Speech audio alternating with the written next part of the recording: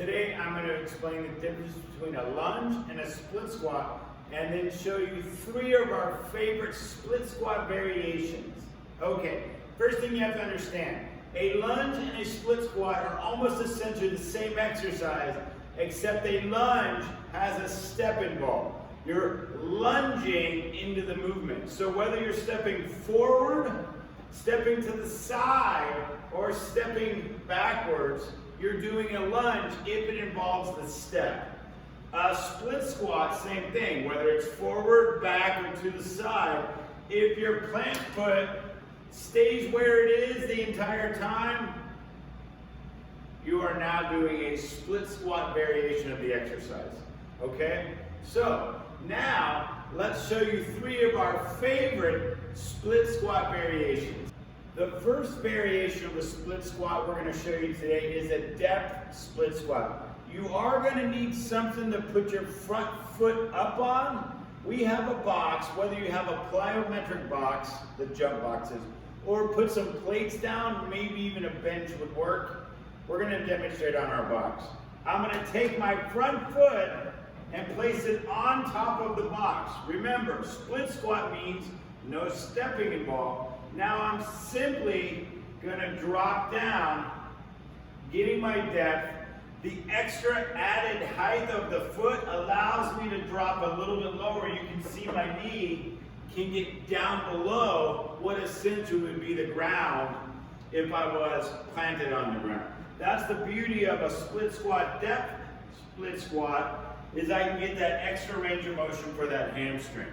Now whether I'm holding a barbell, holding dumbbells, holding kettlebell like a goblet, all of those are great variations you can do on a depth split squat. Our next variation of a split squat has a pad involved, and that's to protect your knee, all right? Now, you don't necessarily have to use a pad, although a yoga mat works pretty well, but if you have nice rubber matting at your studio or gym, that might be sufficient. We like to use the pad regardless because it just feels better. All right, so what I'm going to do is I'm going to straddle the pad in my split squat stance, and I'm going to drop to the ground. I actually start from the ground because this exercise is known as a raise up split squat. So a lot of people want to keep their knee too close in and they get in here. We really want to make sure that our knee is at 90 degrees. Whether I have a dumbbell, a kettlebell, or a barbell, all are great options. But all we're simply going to do is raise straight up and then slowly lower back down. So I have most of my weight right here, so I'm using this leg to help me rise straight up. So because there's no step involved, it is a split squat. Okay? Now one more. All right? Then you slowly lower, which is what the pad is for, so that you don't just bang your knee into the ground.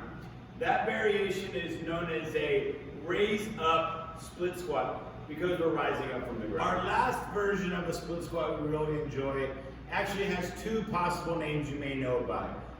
First being a Bulgarian squat, and the second being a rear elevated split squat. Whatever you want to call it is fine. For our purposes, we'll call it a Bulgarian squat, and we're going to use a barbell in the squat rack to help us demonstrate. You can elevate your back foot, as the name implies, either on a box or a bench. We're going to use the barbell. So I'm going to put one foot over the barbell with my other foot in front. Now, whether your ankle is draping over, whether your foot is rested, that does come down to your personal preference and comfort. So now, I want to ensure that this foot is far enough forward to give myself enough movement capability, meaning range of motion. So I got to make sure this foot is far enough to where I can sit back and down at an angle. So if it's not, I can move it forward, and that gives me more room. If it's too close, I really can't get my full depth because it's like my hips get in the way.